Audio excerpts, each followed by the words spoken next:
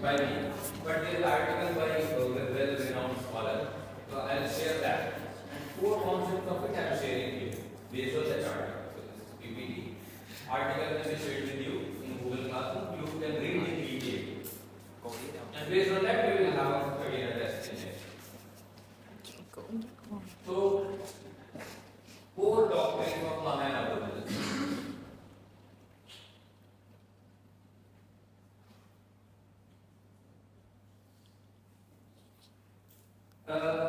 As I said, mostly people think that Mahayana is coming separately from Sravakya. By the way, don't compare Mahayana with Theravada. This is again big mistake. People compare Theravada versus Mahayana. Theravada, the term arises 1000 years after and 500 years after Mahayana.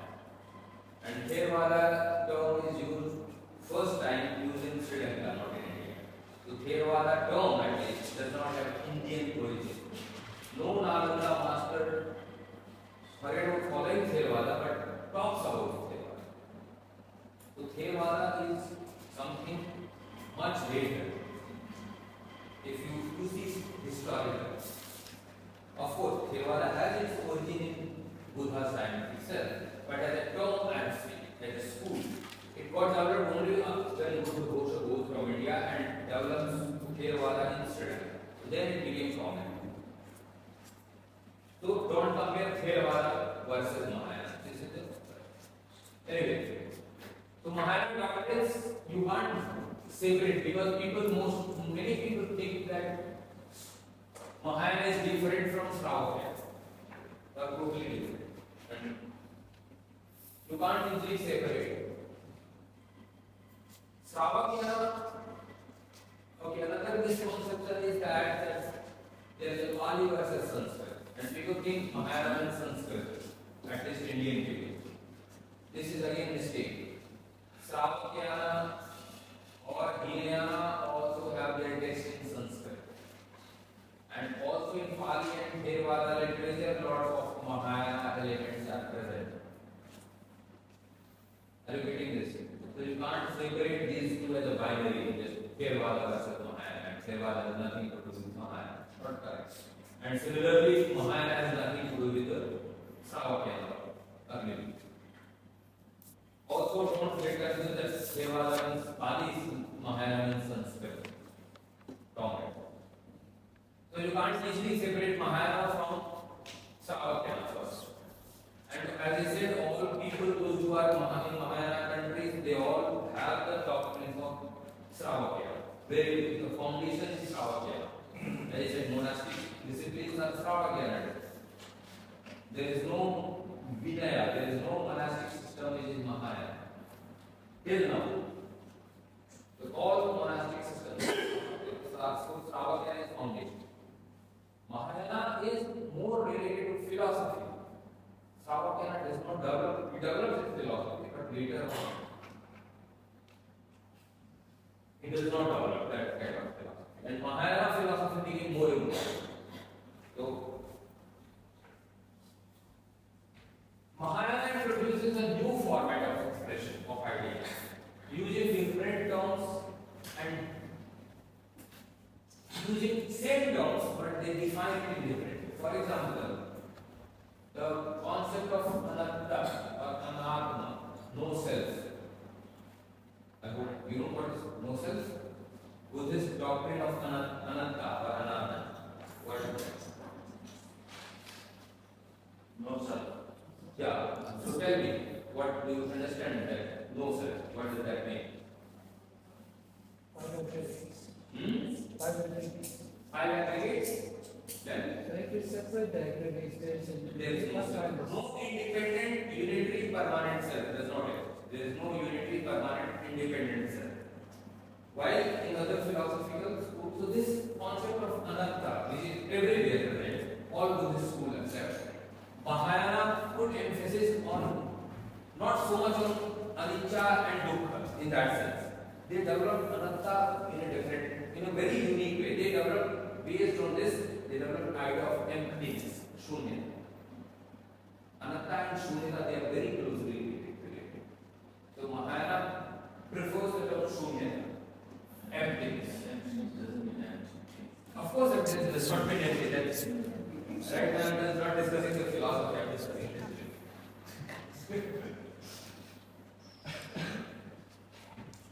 So, anatta also does not mean no self, by the way. There is a self that you all experience. Anatta means there is no relative permanent and independent self. There is no substantial self. There is no autonomous self. There is no objective inherent self. There is no not intrinsic self. So what details are there? But again, Mahayana is taking new ideas, defining new ideas and using the same. So based on the same Savatana philosophy, Mahayana is bringing something very new. Understanding of Mahayana requires, okay. Again, let me separate who are Mahayana and who are not Mahayana. So there is a group of people who accept Mahayana Sutra as a Buddha's religion. They are Mahayana. Those who don't accept Mahayana Sutra as a Buddha's religion, they are not Mahayana. One another distinction. One is based on aspiration. You want to become Buddha. You are Mahayana. You want to become Arhat. You are a Sravaka. Another distinction, if you accept Mahayana Sutra as Buddha's teaching, you are Mahayana. That is why nowadays we differentiate this idea of Theravada and Mahayana. Because Theravada, majority of Theravada followers, they don't accept Mahayana Sutra as Buddha's. So, overall speaking, some people classify them as Sravaka. Not necessarily. But on cultural level, those who accept Buddha's teaching, Mahayana Sutra as a Buddha's teaching. For example, in Vietnam, you accept Lotus Sutra as a Buddha's teaching. You are Mahayana. If you go to Theravada countries, they don't disrespect, but in their tradition they don't accept Mahayana, Lotus Sutra, Diamond Sutra as a Buddha's teaching. So that's a cultural difference. So that's another thing. So in order to understand Mahayana, you require emphasis on the teachings of Mahayana Sutra, which are distinct from Sravaka. When we will be studying philosophy, we will get more how Sravaka Sutras are ideal philosophy is different from Mahayana. There is a group of texts called Vaikulya Sutras. Vaikulya Sutra means enormous, extensive sutra. And there are 9 major sutras. 9 major sutras. They are listed as Lotus Sutra and Prajapavata Sutra and Samadhi Sutra. All the rest will be there in the document if you can. Samadhi Sutra, Sanbhavata Sutra, Das Bhumik Sutra, Tathaka Bhogya. So there is a list of 10 major sutras. Those who are classified as a Vaikulya Sutra. And there are many Mahayana Sutras, but they are the main ones. So if you go to Japan or say Vietnam or Korea, they have lots of respect for pure land sutras like Sukhavati Sutra, Avatamsa Sutra. These all are very important. In Tibetan Buddhism, Prajapavata Sutra. These all are Mahayana Sutras. Vajrashedika is English name, Sanskrit name for Diamond Sutra. Vajrashedika means diamonds. Are you aware of Diamond Sutra? They are saying Vajrashedika means diamond.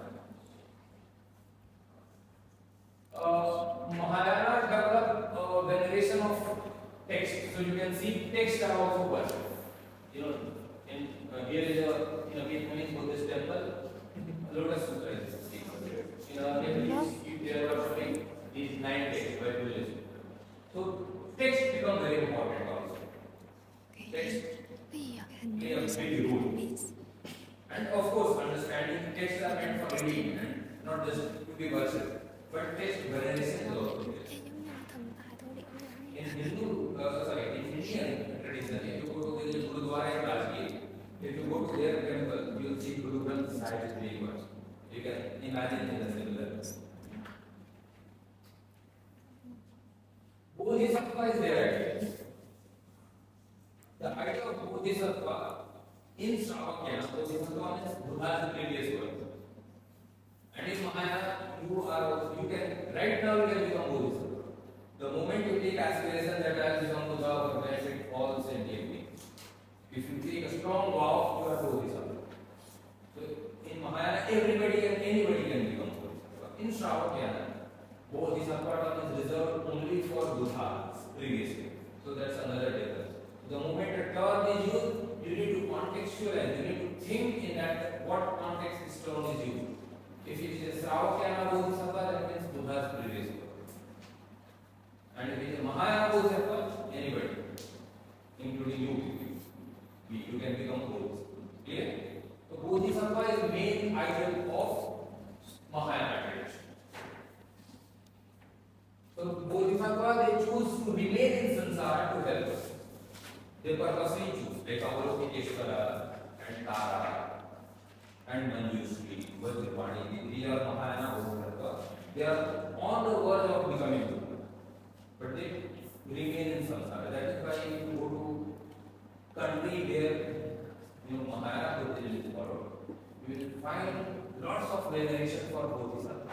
Like I said, in Vietnam, the female form of Bodhisattva, people pray her a lot. Because that she will help. Buddha is Tathagata, he has gone. But Bodhisattvas are in samsara. They are there, they will help. So when there is a problem, disease, Bodhisattvas, prayer for Bodhisattva becomes more important. So that's another important, because they choose to remain in samsara to help the people. Both celestial Buddha, Bodhisattvas, as well as Bodhisattva like people like me, ordinary people, those who help people. So they are Bodhisattva. And they are also called Mahasattva. Bodhisattva, Mahasattva is the same. But Mahasattva is something bigger, big Bodhisattva. Like Manjushri or they are Mahasattva. They are Bodhisattva as well as Mahasattva. And this is altruistic rebirth. That means it's not, we have to take rebirth not by our choosing, because we have done karma, bad, good, whatever, and based on that automatically rebirth will happen. But for Bodhisattva, they voluntarily choose. They purposely choose to take birth. Sometimes also in bad places, like Avalokiteshvara takes birth in hell to help the people. And in contemporary tradition, for example, in Tibet, or in Bhutan, or in Himalayan regions, there are many Bodhisattvas. They are called reincarnated Ilana, they are called Rinpoche. So Ladakh had a very famous Rinpoche called Sushok Bakula Rinpoche. The Ladakh airport is named after him. In this moment, sent him as ambassador to Mongolia. So he was a very powerful person. Powerful in a sense, very holy person, saintly person, but also hold some very important post. So, 15 years back, I was in Ladakh. And I was inquiring that, by that time, so popular coaching had died. So he took a rebirth, and I inquired where he has taken rebirth. So I thought he has taken rebirth in a very remote village, in a very poor family, relatively poor family.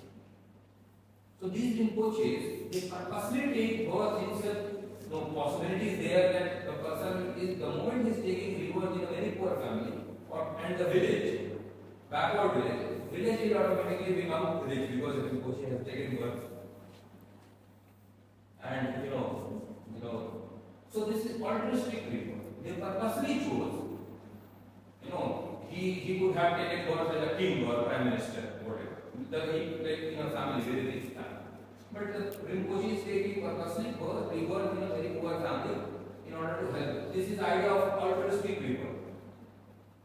So, not necessarily all such rebirth will happen in poor family, but it can happen depending upon the person's choice. So, they have the control over their rebirth. We don't have it. So, it is altruistic rebirth. That means we continually reborn to assist all sentiently. So all those three come on the academy, Arahat. Sorry? Those three all on the Arahat. No, Arhat's idea is totally different from Bodhisattva. It's separate. Arhat means your individual. Arhat does not belong to Bodhisattva. Arhat means self-liberation. So Mahayana does not promote arhatship. Mahayana promotes bodhisattva. Yeah, they help other people. Help in others. samsara. In samsara. So that you can only help when you remain in samsara. If you are taking nirvana, you won't remain in samsara. Yeah, understand. So that is why arhatship is not What is perfect. the two together? That is how these two branches of Buddhism, Shravakya and Mahayana, got separated. Not confused. Yeah, the first sounds. Because the aspiration different. Aspiration it becomes the aspiration, right? Yeah, the motivation or the aspiration is different. So you aspire to become Arhat, you are a Shravakya. You aspire to become Buddha, so you have to become Buddha. Because you can become Buddha only if you have lots of what you call karuna, compassion, skillful, and also parami. You need to have lots of punya, merits. So if merit is not there, you can't become. So in order to accumulate merit, you need to take birth and help sentiently. Then only the merit accumulation will be there. If you go to heaven, merit accumulation won't be there. Because there are no poor people whom you will donate. There are no sick people whom you will serve. So you have to remain in samsara. And you have to go through countless this, that is why Bodhisattva Shantideva says, as long as sentient being remain, and as long as space remains, until then may I do remain to dispense the miseries of the world. Then you have to remain in samsara. Otherwise, merit accumulation won't happen.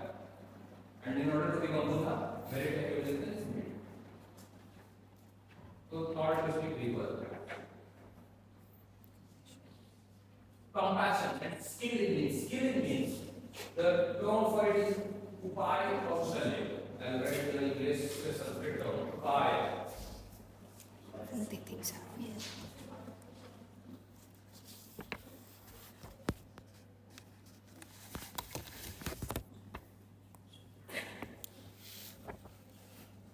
Upaya kausalya is skill in means. So, word translation. But that is, and compassion is one of the skill in meaning. Generally you might have heard wisdom and compassion. Wisdom is kind of just compassion is one of the skill in meaning. There are many things other like generosity and loving kindness and they all so skill in meaning is equal to in which compassion is. So these two things are compassion and skill in meaning. So compassion becomes drive force. Mahayana places compassion at the forefront of Bodhisattva's action. And Bodhisattva came about to save all sentient beings. So you can see multiple Bodhisattvas in different forms there, which they mentioned. Sometimes female form, sometimes in an angry form, sometimes in a along with the wisdom, Mahayana places skill compassion, full compassion, or skill in means. As a primary force behind Bodhisattva. Sorry, when someone uses the word bodhisattva, it relates to Mahayana. When the term is used in Shravakya, what does that imply? I just said. If a bodhisattva term is not exclusive for Mahayana, it is also used in Shravakya, but the moment it is used in Shravakya, what does it imply? Anybody? Huh? Previous birth of Buddha. If it is used in Shravakya, that means so Buddha was also Bodhisattva. In Shravakya, Buddha are fixed. You can't become Bodhi. According to Shravakya tradition, there is only one Maitreya Bodhi, Buddha will become. But in Mahayana, innumerable Buddha, you can become Buddha. Same term, different Context. So this is used generally in textbooks. Yeah, it is very confused and in popular writings you won't find what I'm discussing. That is why my classes are, important in the sense that, I will tell lots of contextual ideas, which in general reading you won't find. And I myself, I have given my blood, sweat and tears in order to study this all. I've studied thoroughly, for the last 20 years. I can say with confidence, I've spent lots of time. So,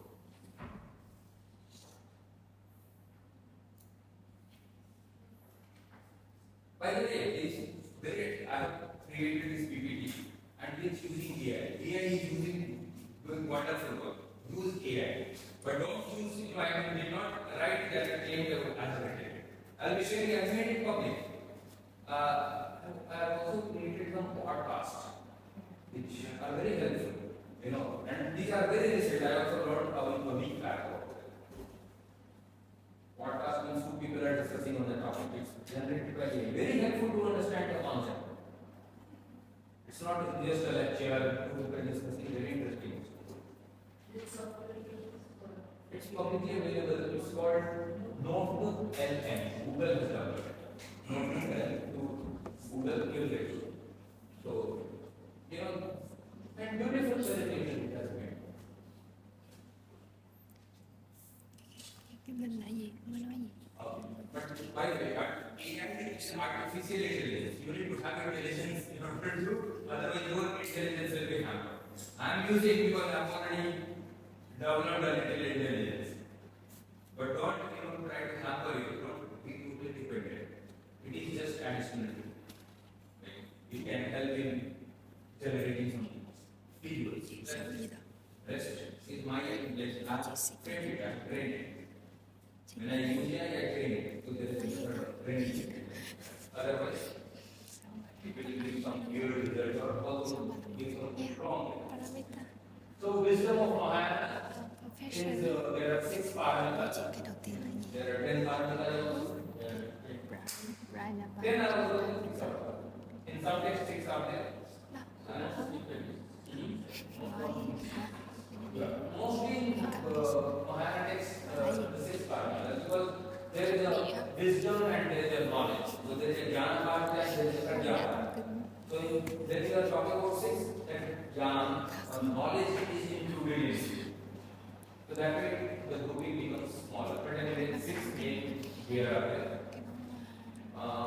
Mahayana emphasize on that. In that, wisdom is one. And the rest are skillful means. Generosity, morality, patience, energy, meditation. These are not very good translations, English translations. But jnana, virya, shanti, sila, dana. They are skill abilities. They are required.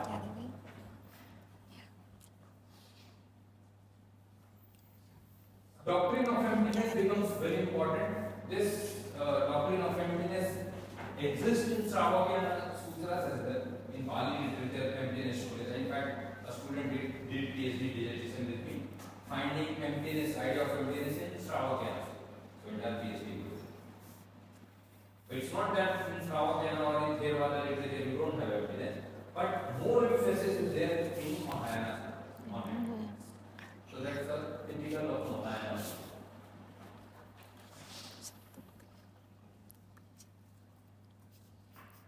And there is a doctrine of twofold emptiness. This distinguishes Mahayana from Hinayana or Sravakya. Twofold is in when they are talking about no self. In Sravakya, they talk about no self for you. Uddal Naira. Selflessness of self. But in Mahayana, they talk about selflessness of phenomena.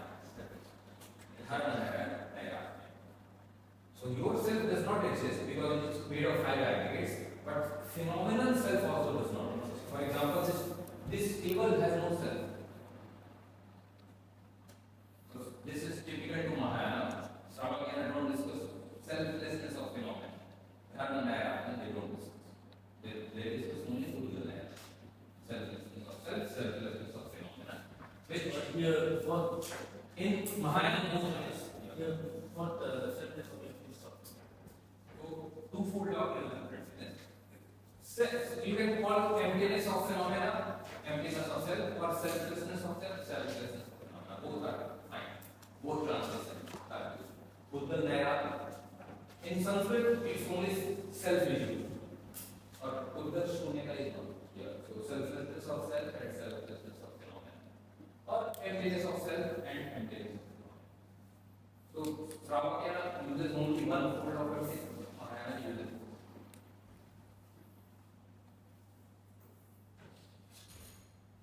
It is not a philosophy class. I am not going into detail what does that mean.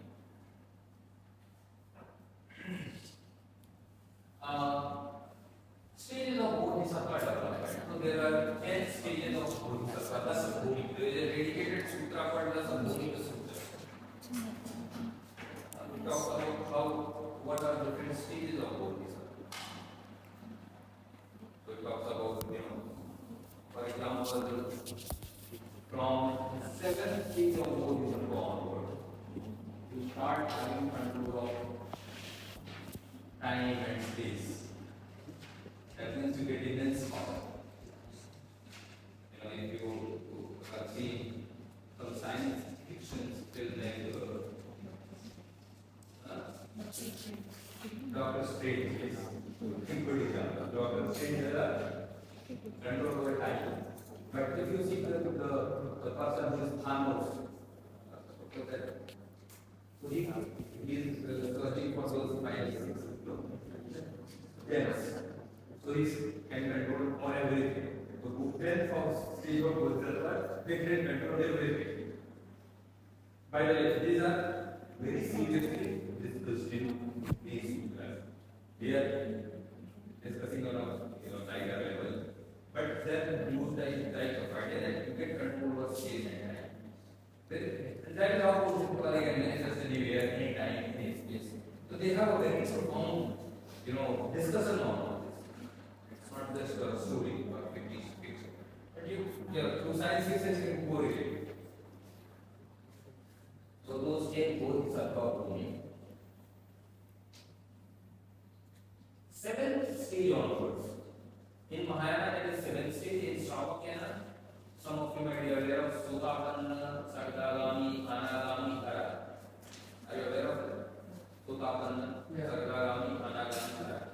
So, the 7th stage, what Mahayana is talking about, that is equivalent to Sotapanna stage. Sotapanna, stream enter. Again, this is a technical term, don't worry, because many people. Nandi, are you aware of Sotapanna? What is term Sotapanna? What does that mean?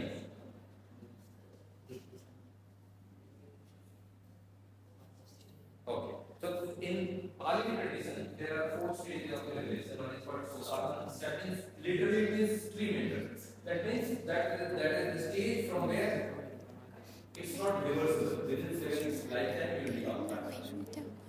Similarly, Mahayana, that the 10 bhumi, when they are talking about 10 stages, 7 stages is the stage equivalent to Sotapanna.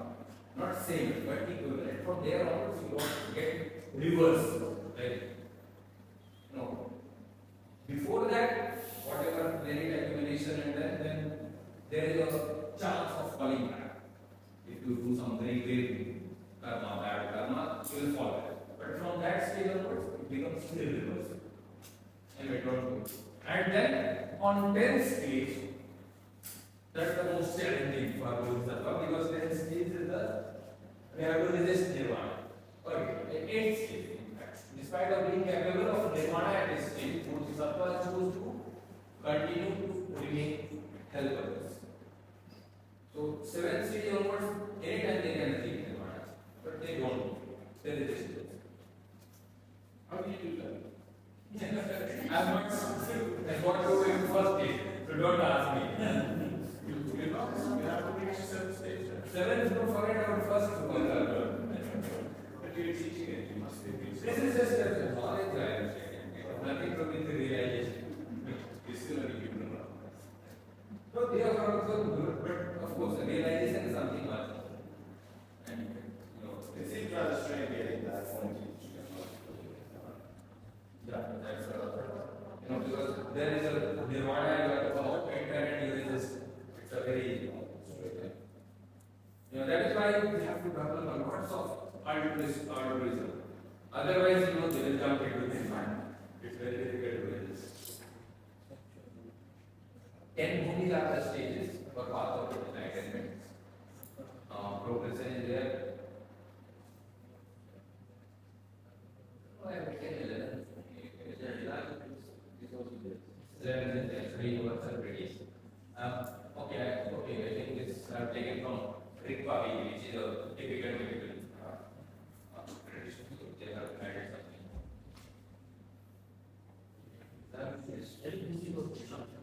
Okay, so 10 bhumi, 11 things you have become Buddha. So it's not a bhumi. Suppose you are taking stairs. When you are on the roof, do you call it stair? but still it is a stage. So you have maybe something like that.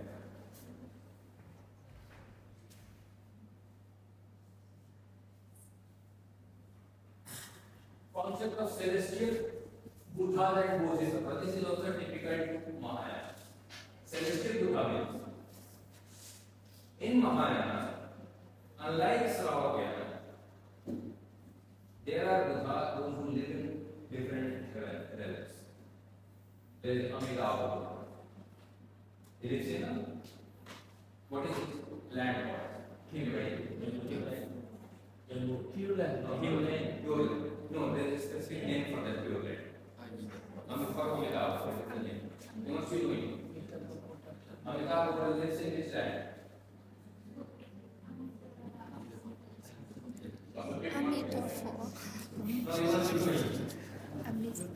Have you heard of Sukhavati? Sukhavati.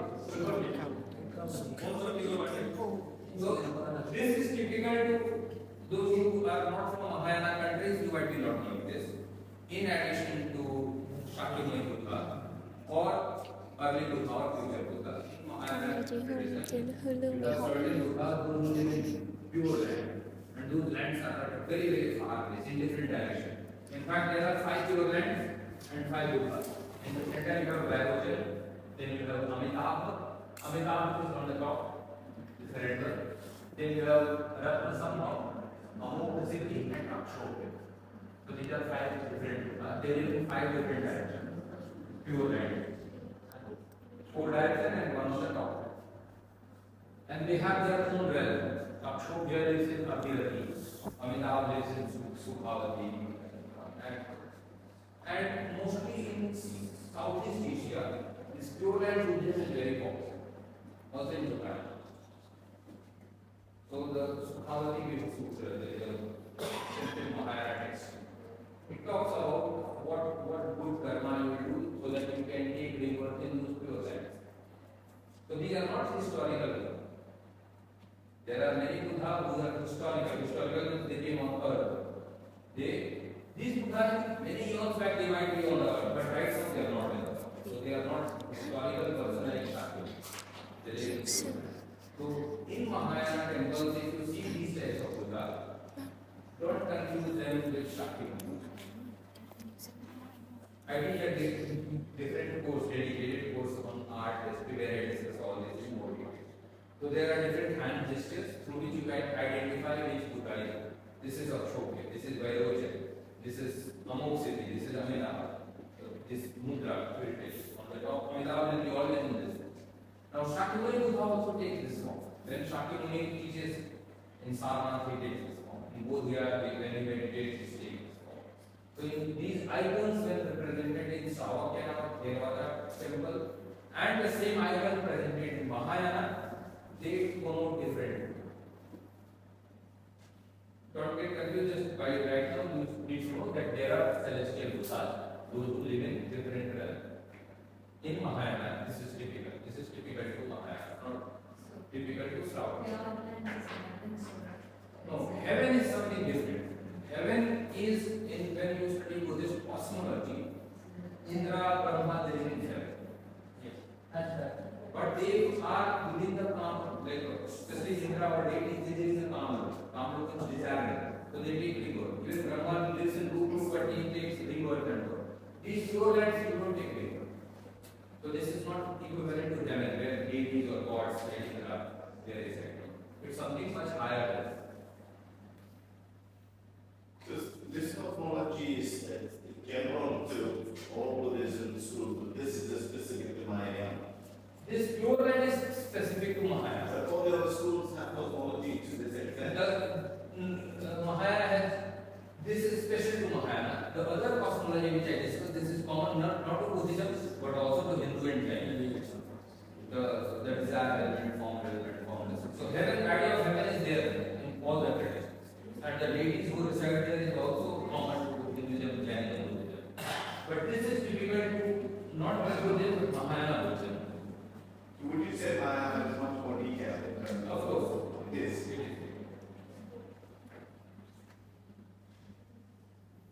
The Mahayana cosmology has lots of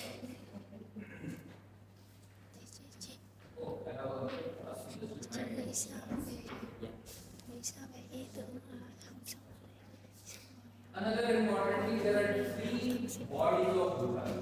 This is another very important and difficult to Mahayana. Three kayas. Three means three. Kaya means body. There are three body types of body of Buddha. One is called Nirmana Kaya. What in Buddhism is called true. So Nirmana form body. Buddha takes apparition body that is made of flesh, blood, bones. That's the Nirmana.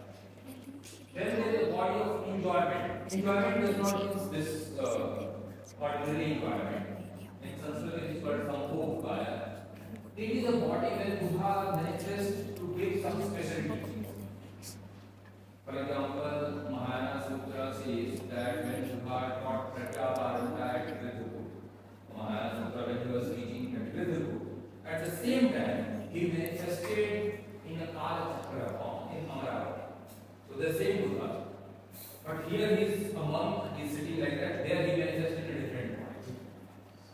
He manifests with multiple hands and heads and there is Vishwamata, he is embracing that God. So it's a different. So that is a Sambhogakaya. Wherever Buddha manifests, you will go to museum and you will see Buddha with crown and jewels. And you see Buddha meditating, but with crown. Those are Sambhogakaya. So Buddha takes special forms in order to give some special teachings. Those are Sambhogakaya. And then there is Dharmakaya. So for example, this is the Nirmanakaya. And Buddha takes special forms, Sambhogakaya. And Dharmakaya is something like abstract. For example, in Islam, the Supreme God is not depicted through either. In Islam, the God is prohibited to do. So Dharmakaya is something like that. You can't depict it. It's abstract. So in Mahayana, you have these three kaya. So Dharmakaya, no form, Buddha has no statue. Sambhogakaya, Buddha has a different form in different types of manifestation. Nirmanakaya, Buddha is one. One. So this is also, this idea is difficult to Mahayana. So we are discussing only things which are difficult to Mahayana. So this Rupakaya, Sambhogakaya and Nirmanakaya. Of course, later Dharmakaya gets divided into Rupakaya as well. But anyway, these three are main.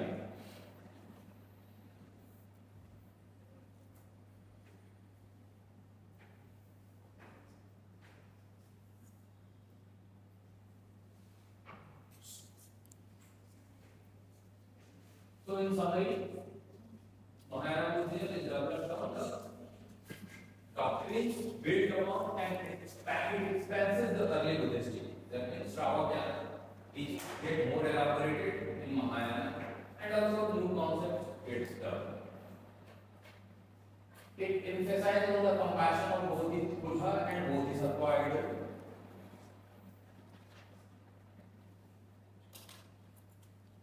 And doctrines which frame Mahayana Buddhism, still it is very much alive across. Population-wise, Mahayana population is much more than Shravakya. And Shravakya as philosophy has been lost. Mahayana philosophy is very rich. Theravada, we don't have rich philosophy, even psychology.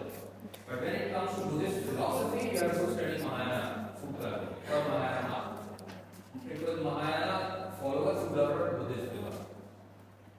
So all the philosophical Buddhism which is studied very seriously across the world, they all have Mahayana background.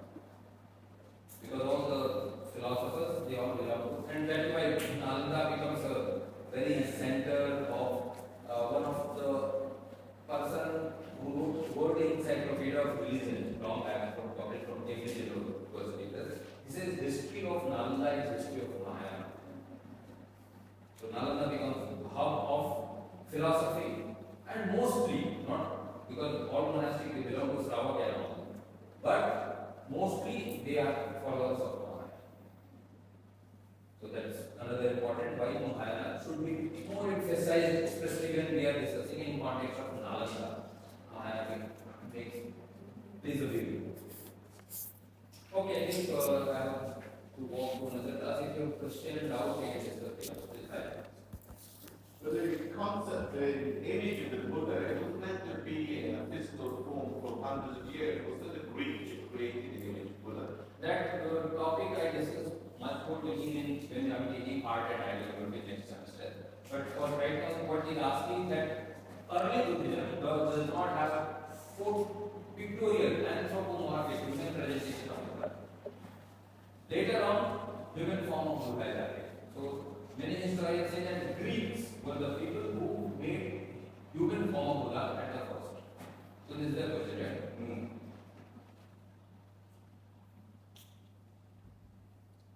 There is, as is discussed, if you see the Trikaya idea, Dharmakaya representation. So Dharmakaya Buddha cannot be represented in a form. So early, when Buddhism, in early time period, they felt it will be disrespect to depict enlightened person like a human being. Then later on, they started depicting, for example, Buddha, if you see this is actually wrong depiction. Buddha never had hair. And they never had this sort of nose. This is actually what is called pushnish. It is made of flesh. And it is not hair, not at all. It is flesh. And these curls which you see on Buddha's head, like this. Unfortunately, people don't know the Tantra and Mahayana text. So they, many guides, those who take you around the Buddha, they will tell Buddha was sitting in meditation, snails came and sat on this. Wrong. Totally wrong. This is the guide you no text talks about, no books talk about that. Those are depictions of yogic postures. When you go into meditation, actually what happens, this skull, if a new baby is there, the skull is very soft. You check, it will find this. When you have become enlightened, again this becomes very soft. And from here, if you go to meditation, a flesh will come. And there have been people, like I have not seen, but I know people who have seen such people. When they used to go to meditation, here, flesh will come. So this is actually a yogic idea. Not very and this curve, it's not hair idea. It's a depiction of on the skull in yogic tradition, mostly in Tantra, there is a idea of sahasrara. So most of the things, in deeper meditation or things start appearing here. Those who go in Vipassana, it's a very common thing, it's not something unusual. You start seeing this is Theravada practice, by the way. They ask you to concentrate here. And once you concentrate here, if you are very ardently following, you will see some lights. Anyway, don't expect it or don't get it. But yeah, people, once Dalai Lama is Mahayana Vipassana, Sravakya. But Dalai Lama sent his monks to go and guide this.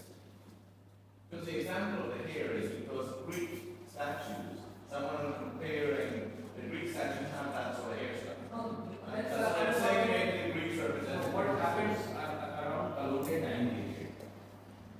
They wanted to show that India, is a very bad player. So they showed that whatever good in India has, it all came from Greek and Roman and from outside. The politics behind what this type of theory has got. So they did not want to show that these people they have something left or statue, beautiful statue. So they developed the idea that Buddha statue is the first one made in Greek. But nowadays we do have, we have so many beautiful sculptures around Buddha and Ashoka statues. We don't have Buddha statue because it philosophically they believe that it is impossible to depict Buddha, enlightened person as a human being. But later on, they are not depicted by the human Buddha. Buddha was ordinary, he never had hair, he was a monk, shaven always. So hair is actually a symbol. This protuberance is a symbol of and that is why not just Buddha but all things of Jainism, they are depicted in a very same manner. If you are not trained in art history, I take you to Jaina temple, you will think I am in a Buddhist temple. Unless you are don't know. Buddha, they are sitting in the same long earlobes, all different, same, features. They are depicting actually not the Buddha. They are depicting enlightened being. They are not depicting Jain or Amir. They are depicting enlightened being. And these are not human characteristics. Although sometimes because you are depicting an in a human form, but you are depicting not a realistic image, but idealistic image. You are depicting idea, not the real human being. That is why the Buddha passed away. 80 years old Buddha is a very slim, always feminine in nature, very slender body, looking like, these all are ideas. They are, Indian art is idea oriented, not realistic. Anyway, so that's any other question? Yeah.